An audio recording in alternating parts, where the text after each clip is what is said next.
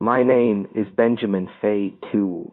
I Benjamin Fei Xing.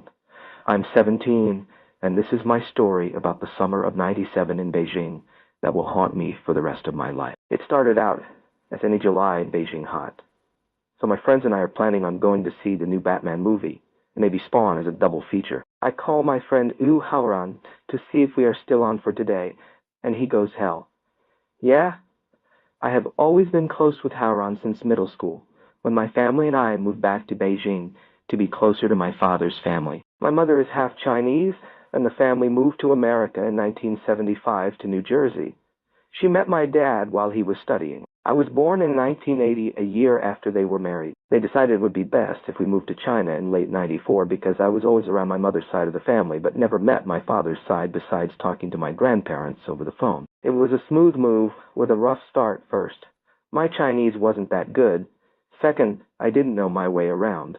And third, the kids at school kept calling me Shu Hapa or Ju Gizi. I used to Mr. and Principal. There was one time my mother and I were out shopping, and out of nowhere, a lady called us Gizzy. My mother can speak fluent Chinese. She let that lady have it and made her apologize in Chinese and English, so we showed sorry. I felt so alone and missing my friends in America until I met Haran. One day after my mother dropped me off at school, Haran walked up to me and asked, "What's America like?" He introduced himself and then started to me like we've been friends for years. What I like about Haran is his larger-than-life personality and very warm attitude. He then introduced me to the rest of the gang, the boys Star Wars nerds, SBO, and Hubway. Then the girls, Shufshiyun, Yumei, Yumei, Shi, and Shufshin, Yue, who are huge fans of the bands Chedjun, Black Panther, and beyond. We all became so close, even though I wasn't much of a Star Wars fan, so I let Bo and Wei debate. I just play peacemaker when things get too bad. I bounded with Haoran. He was muscular and handsome. I also spent a lot of time with the girls, especially with Mei Chi, who taught me a very important Chinese word that would change my life, and that word was to change my life, and that word, she covered her mouth in shock and happiness. I started to cry, and Mei Chi gave me a big hug. Then I wiped my face, and we both started laughing. I knew I was gay a long time ago in America when I was crushing on my friend Sasha, who was the maid, my football coach's son, the movie Interview with a Vampire, Beyond Shadjaliajo, Black Panther, Shadjojo, Leslie Chung, and Saving the Best for Last Haoran. I always had a crush on him the minute I saw him at school, and I used to catch myself staring at him before he looked back at me, and I turned my head. That's why I was so nervous when he was walking towards me. I thought he was going to hit me and confront me about it instead, introduce himself, and we became friends after that. I'm so excited, for today I get to see 2 movies, spend time with friends, and sit next to Haoran at the movies and the restaurant. That might be too much on the nose. Maybe I should sit with Meichi at the movies and with Haoran at the restaurant. I figured it out when the time comes. I'm dressed and ready to leave. I let my parents know I'll be home later. They tell me to be careful and love me. I tell them, "Shu too." While walking, I put on my headphones and I started singing, "Shu Liu, Shu Rin, The Moon Represents My Heart" by Teresa Dangdian. While singing, Howard picked me up and spin me around and says, "Guan. He scares the hell out of me for a split second. I take off the headphones and see everyone is here. Shion asked, "Was that me singing?" Xingyu tells me I have a lonely voice. Wei and Bo start laughing, and Wei says you sing like a girl. I try not to let the comment get to me. He doesn't know. I look away and glance at Howard and notice he isn't laughing. May, she changes the subject and asks, "Are we ready?" I say yes, but we might want to get there early before the movie starts, we agreed, and head to the movies. While at the movies, I decided, while Howard is getting some popcorn, that I will sit next to Meichi once. Howard came back.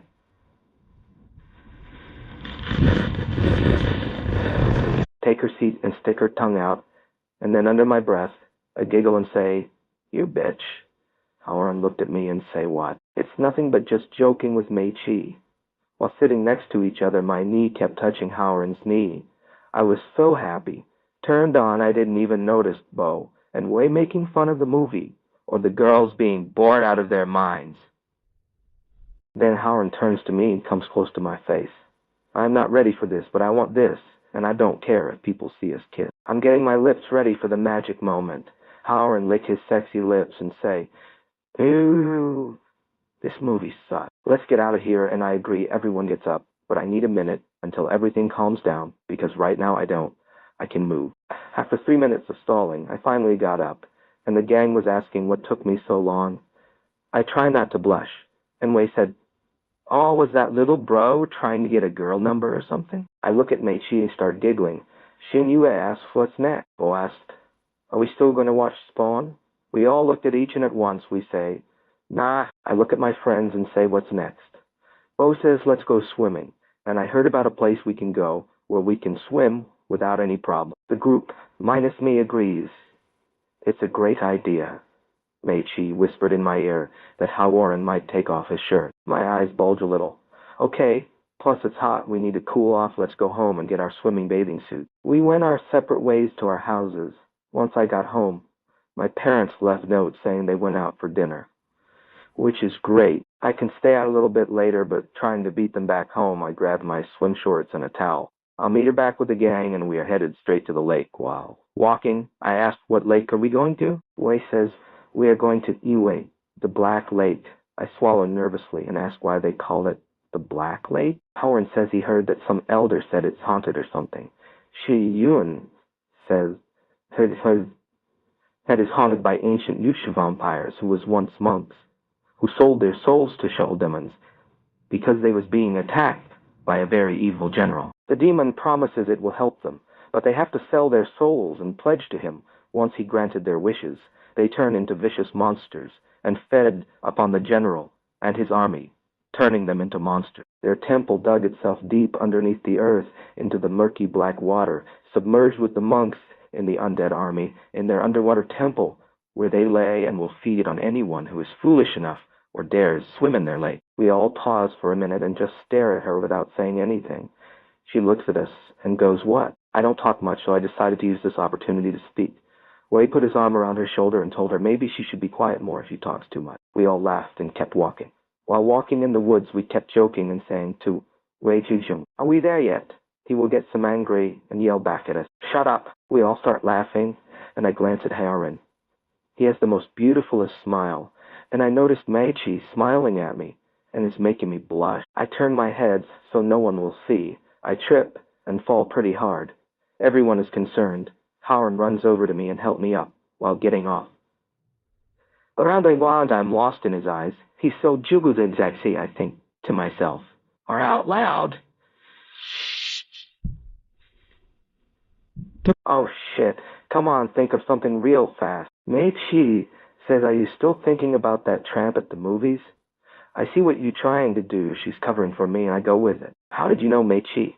She laughed, "Since I saw how you were looking at her, and I've been paying attention to the awful movie." That's when Wei and Bo say, "What's a sexy woman there? Where are you? Are you talking about that lady with the husband and kids?" "No, there was another lady in the corner." "You guys just weren't paying attention," I said to them jokingly. I walk up to Howard and nervously say, "Bo, thank you." He smiles at me and tells me to be more careful. Then out of nowhere, he asked if I wanted to hang out tomorrow with just the two. I start screaming in my head and say with a down-low smile, "Chew, yes, I would love to." I can't hear the girls talking about fake crushes, and then, out of nowhere, Xian says what the girls think about Leslie Chung being gay. Jingyu says it doesn't bother her, it just makes her a little sad, because she grew up having a crush on him, and Meiji says she is just happy he could be himself like everyone should. Wei and Bo starts laughing. Wei says, "Oh, he's a fairy boy." Haoran isn't laughing, but he looks at me and says, gets cut off by Wei when he yells, "Josh, we're here!" Bo yells back, "Oh, about damn time, man shit." Everyone laughs, and Haoran walks up to me with his shirt off, like when did he take off his shirt? I'm not complaining, but still, and he looks me in the face and finishes what you are about to tell me. He looks at me and says, "You bleeding." I'll go, "What?" He says, "You are bleeding. I guess you must have got cut from the fall." I'll tell him it's nothing. It will eventually stop.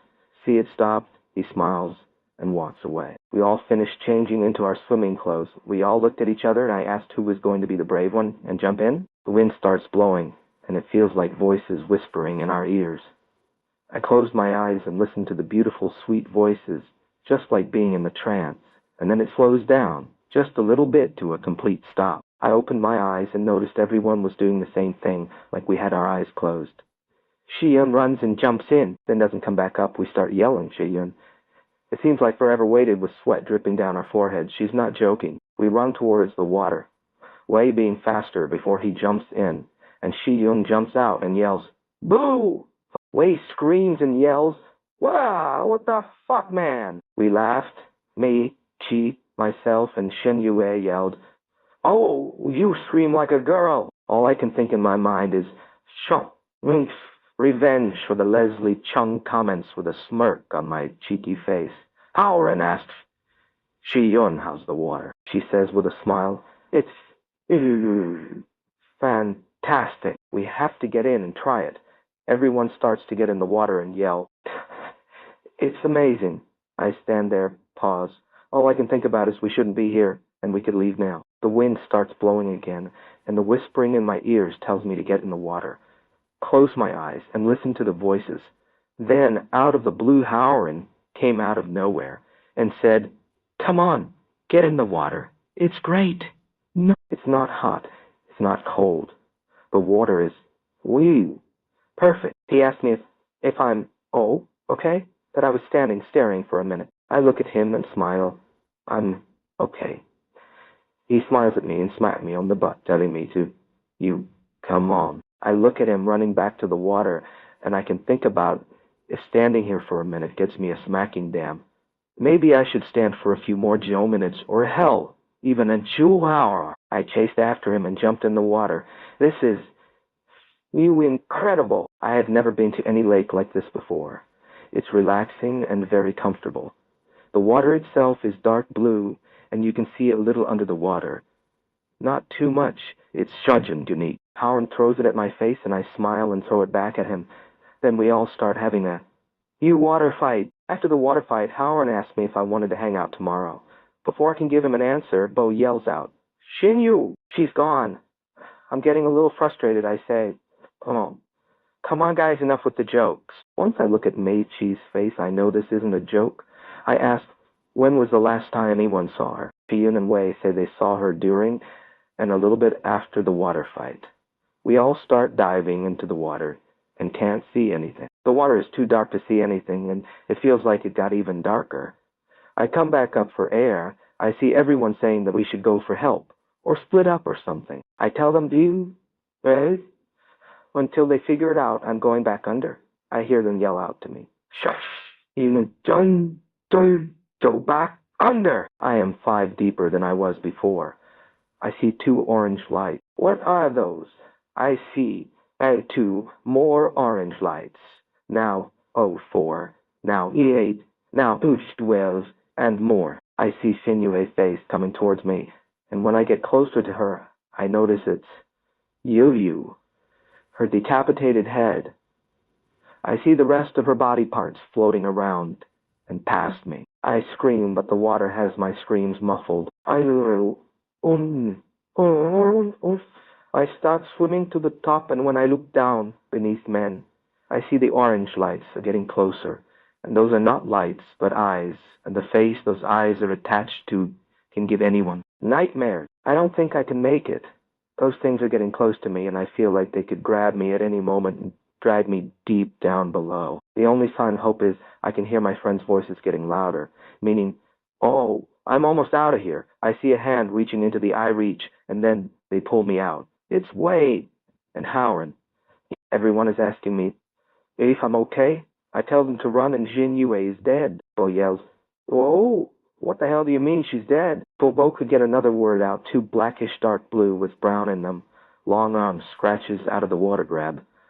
Bo by his arm's legs and head, then before we could react, yanked Bo into the dark blue murky waters. He didn't even have time to scream. The creatures explode out of the water one by one, and we all begin to run. We ran through the forest, and I tripped over a tree branch. When I look, I can see the creatures hop, I can see some run, and others jumping tree to tree like wild animals enjoying the hunt. I can hear whispering voices saying, "Come, come back to us. Oh, we are so hungry we want you. Your friends were so delicious. You Jew, you dare swim in our lake. You dare swim in our lake. You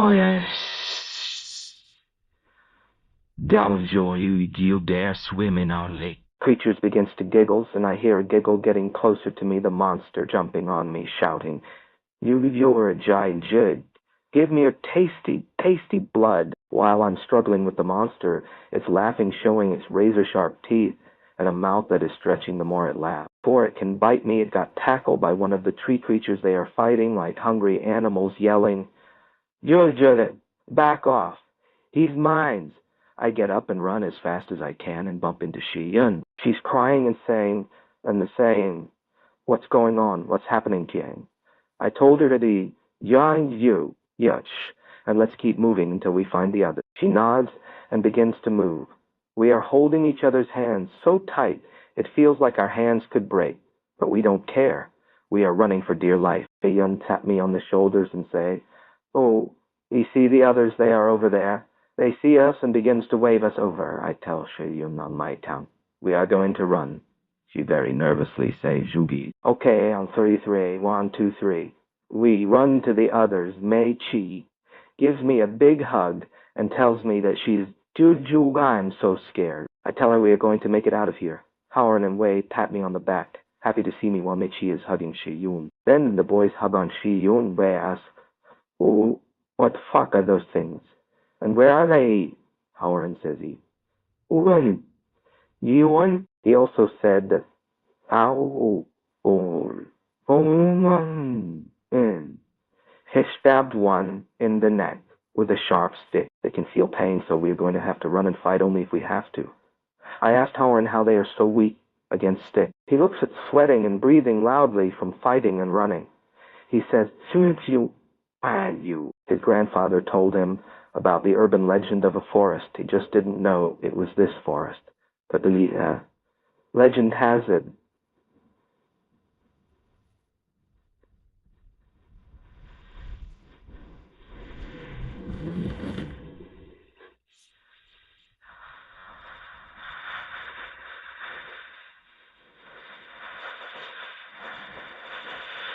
planted them, a lot of them lost their lives. A lot of the trees and branches and everything can hurt them. We don't debate this. We just nod, yes, and pick up what we can. Find sharp enough to hurt them, and start running. While running, we start hearing the whispering voices say, we are going to find you tasty, yummy treat. Oh, tasty, tasty flesh. We will eat your flesh. Tasty, tasty flesh." My G begins to screams and yells. I'll leave us alone. I tell her to keep moving and stay with me. Howard tells us to keep moving forward. Then he asks me, "Ooh, how are you holding up?" I tell him, "Oh, okay, I guess." And I have something important to tell him. He looks at me and did something he haven't done since earlier. He smiles a little and say, "You, tell me when we get out of here." As we were running, the creatures jumped on us, and we began to fight back. They began scratching and trying to bite at us. One of the runner creatures tackled me, and Howard ran up to it and stabbed it in the eye. Screams in pain. He helped me up. I was going to tell her thank you, but we jumped back into action to help the others. One of the hoppers was scratching at Meichi's back. I snapped and stabbed the creature in the back of the neck, putting it down. Howard runs over to Wei and helps him fight one of those tree creatures. They both start beating and stabbing at it. While it was down, Wei yells, "Fuck you," and spit on it. Long arms wiggle towards me like a snake, then grab me and start dragging me back to where the lake is. Fiona was hiding, came out of nowhere and started stabbing and kicking out the arms. Then the others came and started helping the arms let go. And then I'm free. I jump back up real fast, and no time to stay on the ground. Might get grabbed again by another set of arms. Howard and yell, "Ooh, we have to move before more comes." We take off and run as fast as we can. Curiosity got the best of me. I decided to keep back while we were running. I see nothing but staring at us. We hear something loud, almost like wing. It's a flying one, and it's heading at Shi-Yun like a missile. Before I could shout, "You! Watch out, Shi-Yun!" It landed on her so hard, she grunted why she got the wind knocked out of her, and she hit the ground so hard we could feel the thump vibration of the fall under our feet. We ran towards the creature to attack it, but it was too late. The monster vomited acid into my face and began digging its claws into her, calling me later to pull out chunks of flesh to eat. We hit and stabbed at the creature. It hissed and grabbed Xian's body and flew off. I felt like I was going to be sick. Wei yelled, "Oh no! Oh, no, in no fucking way it killed Xian! We have to do something." Howard yells at Wei too. See, oh, oh, oh no, get it together. We need to focus on getting out of here. We can't let Shi Yunbo and Jin Yu deaths be in vain. We all start wondering why they are still following us. We are nowhere near the lake. We keep losing them, and then they will find us. Is it some type of psychic thing from the voices? Meichi looks at my knee and says, whoa, it's been you the whole time. He's the reason why we lost Shi Yun. They were following his blood. Get away from us. Howard takes up for me and tells her to, wow. Baby, shut your mouth. We are not losing another friend today. Then surprisingly, Wei says, well, Howard is right. We're not separating. I look at Mei-Chi with shock and disbelief that she would cut me loose to those monsters. Mei-Chi's face goes from angry to regretful. It looks like she wants to apologize, but Howard tells all of us to keep moving. As we are running, we start noticing the forest starting to get foggy, so we can't see where we are going. Howard tells us to keep running straight and stick together. I started to hear the whispering voices until my ear again this time. The voices were familiar. It can't be Bo and Shinyu. They are telling me to you help us, Kian. Don't leave us. We are still alive. Once we're out of the forest, the curse will be broken. Please come, Kian. Howard yells to keep moving. He can hear the voices too. Wei says, Ted has to go back for Bo and Shinyu. They told him that they are not too far from us. He takes off running back into the thick fog and disappears. Howard yells at Wei, but is not fast enough to catch him. Howard tells us to keep going. I'm going to see if I can get Wei. I tell Howard, no, we stay together. We both smile, Meichi clearly shaking and telling us, we should keep moving. Wei is probably dead by now, even though I was mad at her and wanted to tell her to keep going without us. That's just not me, and knows she wouldn't make it too far alone. I tell her, maybe have to stick together and get Wei. If that was her, we would go back. I place my hand on her shaking hands and whisper to her, please come with us.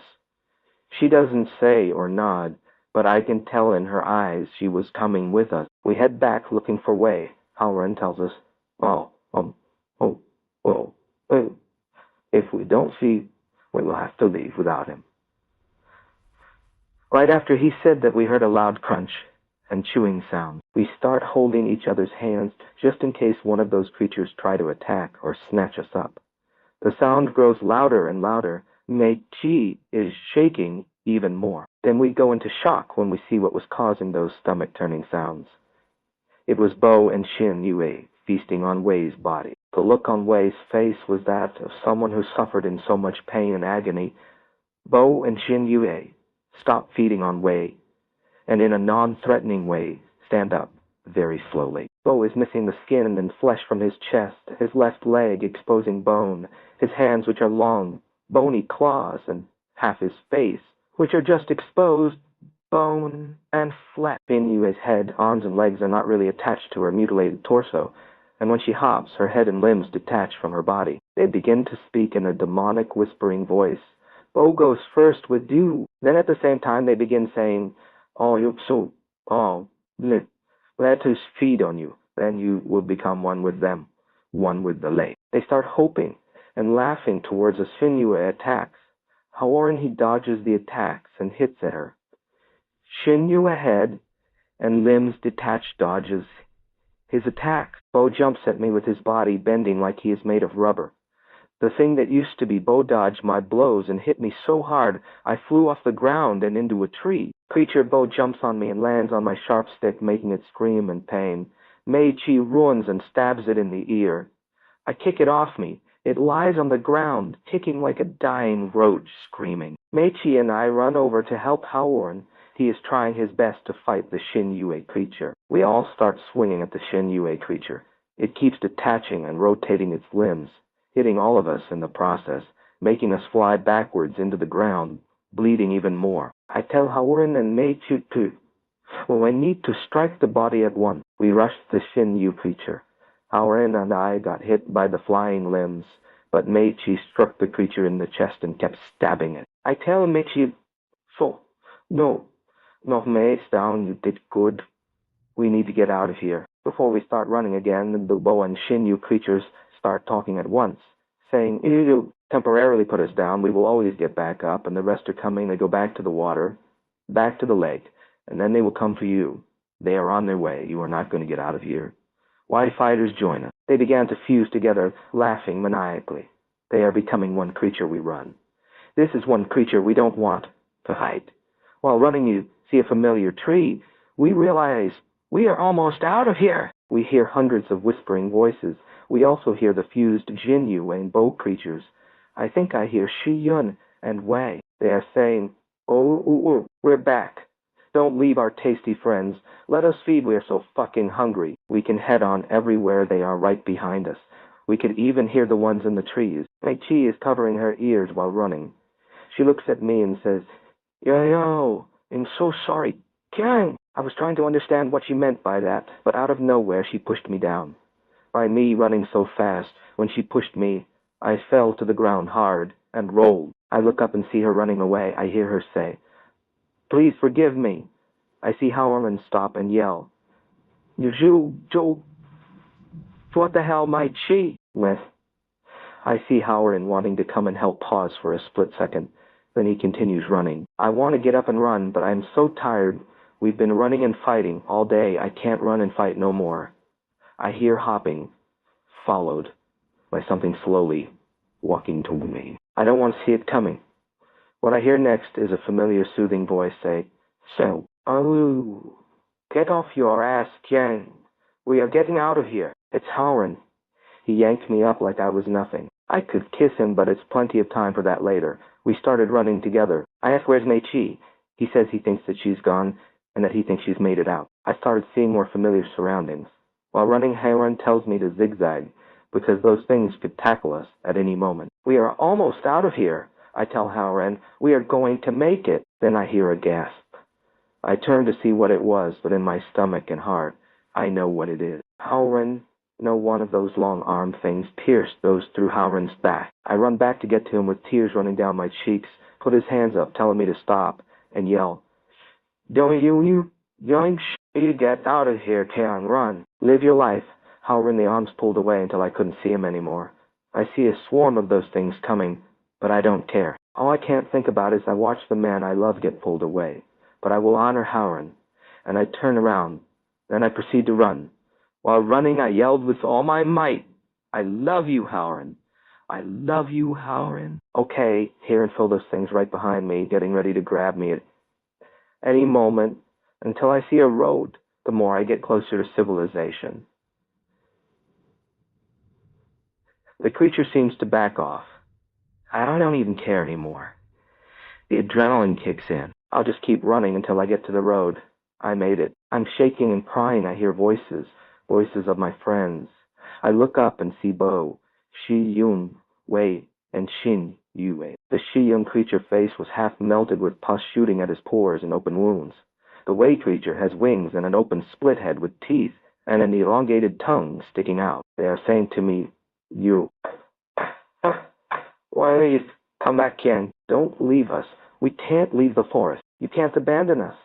I slowly start backing away as they are waving at me. I can hear something approach me. I turn around ready to fight. When I turned around, I saw a very upset and apologetic Mei-Chi. She is crying and saying, I'm so sorry, Kiang.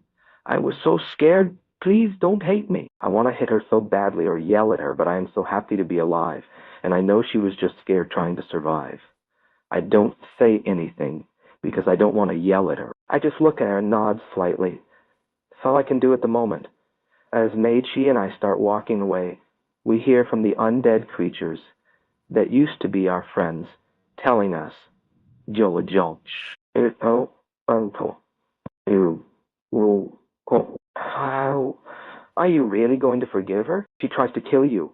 Come back, Mei-Chi, let me eat and fuck your bleeding dead body. Come back, fairy boy. We will feed on your queer beating heart. We will be here for you and will be waiting for you to return." Once we made it to safety, we went to the hospital. Then the lengthy investigation started. There was no way in hell we could tell the cops that we were attacked by the undead, so we told them what they wanted to hear. We were attacked by some crazies. I believe that some people knew who it was. It was funny that when it was investigating, they tried not to go too far into the forest, almost like some of them knew, and the others that didn't know were called off the investigation. After the incident, I stopped talking to Mei-Chi. My parents and I moved to Hong Kong, and we will live back and forth between Hong Kong and America. I am a successful lawyer now, and I mainly reside in Hong Kong. After coming out to my family, friends, and the world, I was able to live my life like Howren told me to. There's not a day that goes by when I don't think about Howren and the rest of the gang. I even think about Mei-Chi and wonder what became of her. I guess a part of me forgives her and wants to talk to her about what happened to us just for closure. I'll try looking her up. But with no luck, I couldn't find her. Until one day out of the blue, I got a letter from her saying,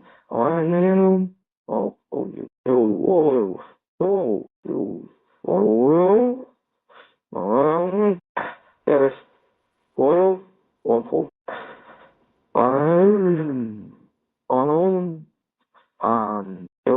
dear Kang, I know it's been here since we last spoke and saw each other. I'm writing to you because all I could think about is that day and what I did to you. It was very uncalled for. You were my best friend, and I was willing to let you die so I could live. I don't blame you for not wanting to talk to me for all these years. I hope you find it in your heart to forgive me. I still hear them. I hear them all the time. I even have nightmares about them. I know if I'm having nightmares and hearing them, you are as well. Maybe we could sit down and talk about it. Hope all is well for Mei-Chi. I think to myself with tears, I forgive you, Mei-Chi. The prelude, I wish I could tell Mei-Chi that I am also still hearing voices and having nightmares myself. That day will sadly never come right. After she sent me the letter, she disappeared. I was contacted by her husband telling me she went missing. She left everything behind.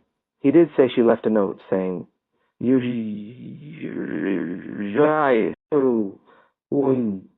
the voices can't stop calling me, and the nightmares will never end.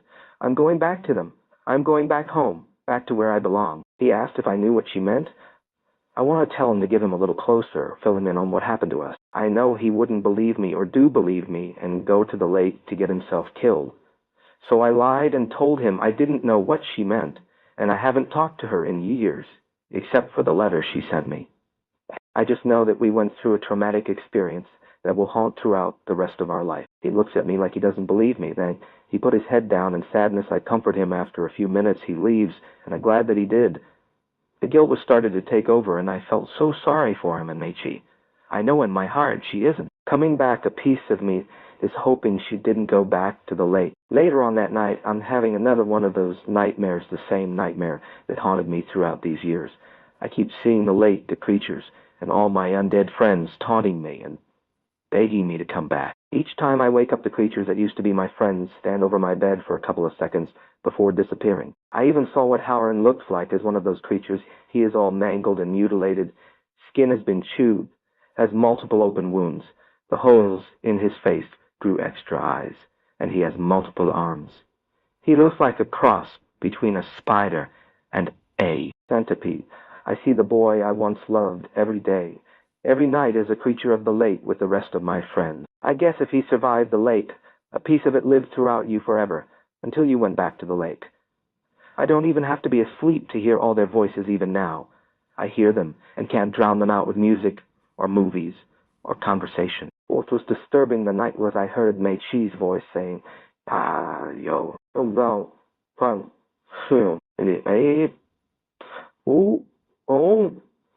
the voices are gone, and I am very happy.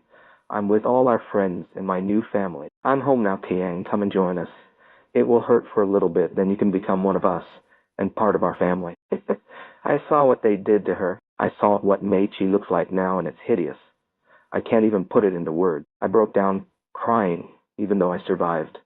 It's almost like I never left at all. I'm in my own hell. The only way they can stop it is suicide or shoot to go home.